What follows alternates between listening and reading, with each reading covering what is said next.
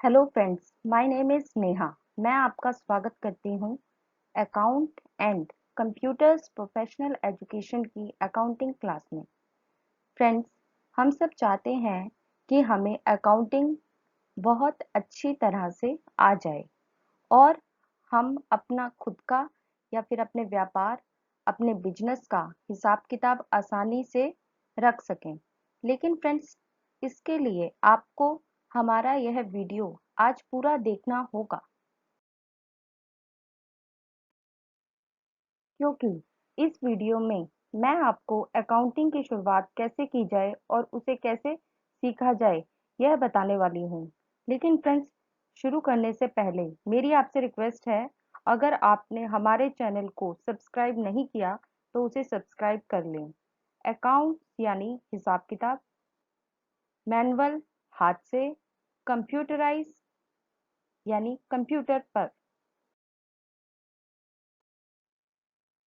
और जब बात आती है कंप्यूटर पर अकाउंट्स रखने की, तो फिर हमारे दिमाग में एक ही सॉफ्टवेयर का नाम आता है, वो है टैली। जी हाँ फ्रेंड्स, टैली एक मोस्ट पॉपुलर अकाउंटिंग सॉफ्टवेयर है जिसका यूज़ अकाउंटिंग की फील्ड में बहुत ज़्यादा होता है। लेकिन टैली सीखने से पहले आपको अकाउंट्स के बारे में पूरा नॉलेज देना होगा। फ्रेंड्स, तो अब हम बात करते हैं अकाउंटिंग क्या है। Accounting is the collecting, processing, reporting, analysing, interpreting, projecting and financial information is called accounting.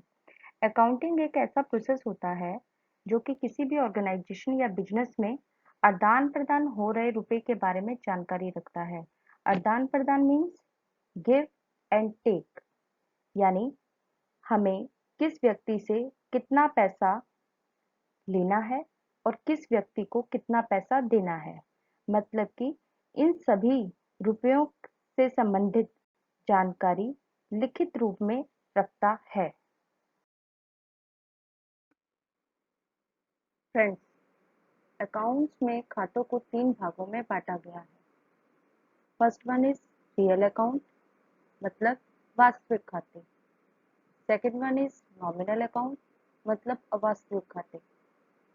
Third one is personal account, मतलब व्यक्तिगत खाते। First one is real account यानी वास्तविक खाता। रियल अकाउंट वैसे अकाउंट को कहा जाता है जो वस्तु या संपत्ति से रिलेटेड होते हैं, जिसे हम छू सकते हैं, महसूस कर सकते हैं, उसे रियल अकाउंट कहा जाता है। रियल अकाउंट निम्नलिखित प्रकार के होते हैं, जैसे land account, building account, machinery account, furniture account, vehicles account, cash account etcetera. Second one is nominal account यानी अवास्तविक खाता। फ्रेंड्स, नॉमिनल अकाउंट वैसे अकाउंट को कहा जाता है जिसमें बिजनेस में आय यानी इनकम और खर्च यानी एक्सपेंसेस के बारे में लिखा हुआ रहता है। नॉमिनल अकाउंट निम्न प्रकार के होते हैं, जैसे salary account, interest account, discount account, purchase account, wages account, commission pay और receive account, insurance account, sales account etcetera. Third one is personal account यानी व्यक्तिगत खाता। पर्सनल अकाउंट वैसे अकाउंट को कहा जाता है जो कि किसी भी व्यक्ति, किसी कंपनी या किसी संस्था से संबंधित होते हैं।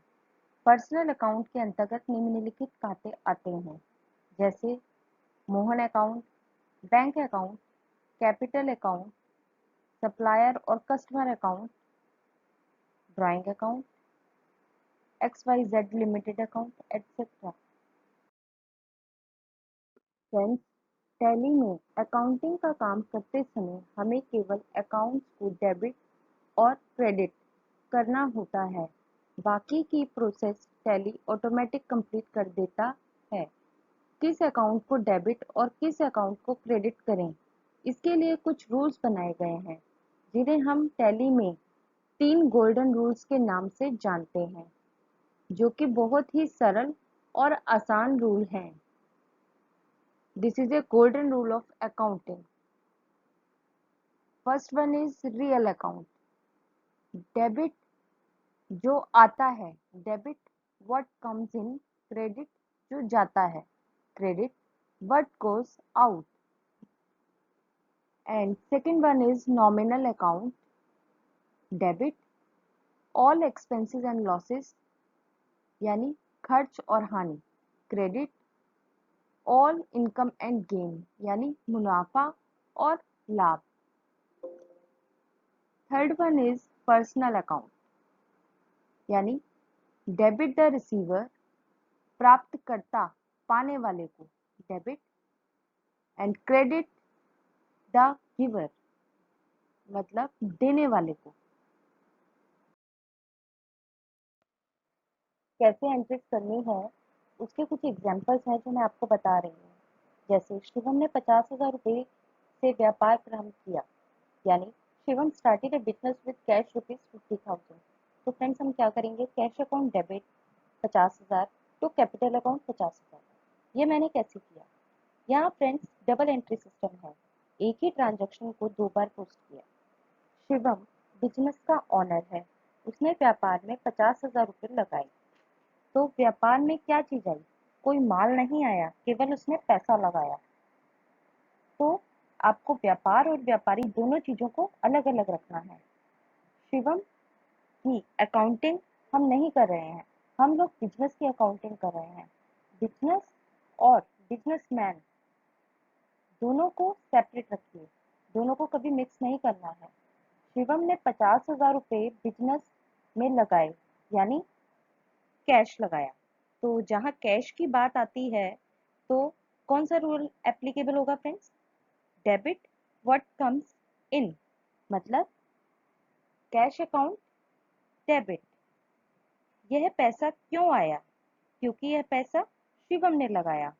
शिवम कौन है, ऑनर है।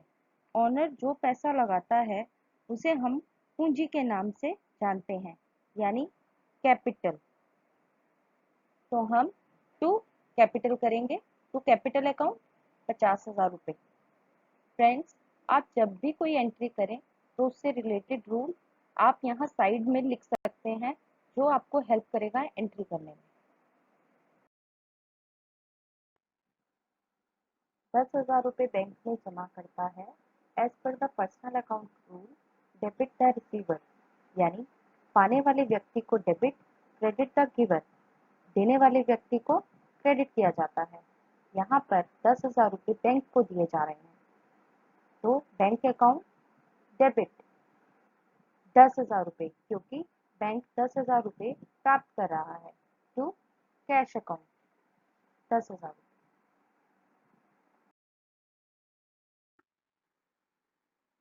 20,000 रुपये का माल खरीदता है, गुड्स परचेजेस। तो हमारे पास क्या आया, जब हम माल खरीद रहे हैं तो जनरली हमारे पास क्या आएगा, माल आएगा, गुड्स आएगा। माल किसे कहते हैं, जिसे हम बेचने के लिए खरीदते हैं उसे माल कहते हैं। आने वाली चीज को डेबिट किया जाता है और जाने वाली चीज को क्रेडिट किया जाता है। इसीलिए फ्रेंड्स परचेजेस अकाउंट डेबिट 20,000 रुपये टू कैश अकाउंट 20,000 रुपये करेंगे। परचेजेस का मतलब क्या हुआ कि हमने माल खरीदा, माल यानी परचेज किया, परचेज करेंगे तो हमारे पास क्या आएगा, माल आएगा। तो परचेजेस अकाउंट डेबिट 20,000 रुपये टू कैश अकाउंट। माल अगर आएगा तो कैश भी तो जाएगा, टू कैश अकाउंट 20,000 रुपये। सुभाष से 20,000 रुपये का माल खरीदा। जब भी किसी एंट्री के अंदर किसी पर्सन का, किसी व्यक्ति का या फिर किसी फर्म का नाम आ जाए तो उसे एंट्री को उधार की एंट्री समझते हैं, यानी credit entry. Purchases account debit 20,000 रुपये, आने वाली चीज को डेबिट किया जाता है। फ्रेंड्स, इस एंट्री के अंदर हम पर्सनल अकाउंट का रूल अप्लाई करेंगे। Debit the receiver, credit the giver. Subhash से हमने 20,000 रुपये का माल खरीदा था, तो हमें सुभाष को 20,000 रुपये पे करने पड़ेंगे, इसीलिए क्रेडिट द गिवर, इसीलिए हमें सुभाष को 20,000 रुपये पे करने पड़ेंगे। टू सुभाष अकाउंट 20,000 रुपये। सुभाष को 10,000 रुपये का माल वापसी किया, मीन्स परचेज रिटर्न। सुभाष को से हमने पहले 20,000 का माल खरीदा था, अब उसमें से उसका जो 10,000 का माल था वो खराब था, इस वजह से हमने उसको 10,000 का माल वापस कर दिया। डेबिट द रिसीवर, तो हमने माल किसको वापस दिया? सुभाष को, तो Subhash account debit to purchase return. Purchase खरीदा हुआ माल अगर वापस किया जाता है तो उसको परचेज रिटर्न कहा जाता है। टू परचेज रिटर्न 10,000 रुपये। सुभाष को 10,000 नकद भुगतान किया। सुभाष से हमने सबसे पहले 20,000 का माल खरीदा था, उसके बाद 20,000 में से 10,000 का माल उसका खराब था, तो 10,000 रुपये का माल हमने उसको वापस कर दिया। उसके बाद 10,000 रुपये उसको हमें भुगतान करना है, जो उसका अमाउंट बचा हुआ था। तो हम फ्रेंड्स क्या करेंगे? Subhash account debit to cash account. Debit the receiver, किसको पैसा रिसीव होगा? सुभाष को, तो पैसा किसके पास आएगा? सुभाष के पास, तो Subhash account debit to cash account 10,000। 1,000 रुपये मकान मालिक को किराया देता है। Rent account debit to cash account 1,000। Friends, as per the nominal account, debit all expenses and losses, credit all income and gain। जब भी कोई खर्चा होता है तो उसको डेबिट किया जाता है। रेंट जब हम पे करेंगे वो हमारे लिए क्या होगा? खर्चा, तो उसे हम क्या करेंगे? Debit to cash account. Credit all income and gain. Rent हमारे लिए खर्चा है और जिसको हम रेंट पे करते हैं वो कैश जो उस पर्सन के पास जाएगा वो उसके लिए क्या होगी? इनकम। तो इसीलिए to cash account credit 1,000।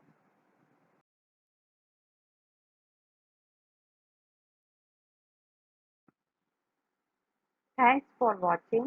Please subscribe my channel Account and Computers Professional Education. Please like and share.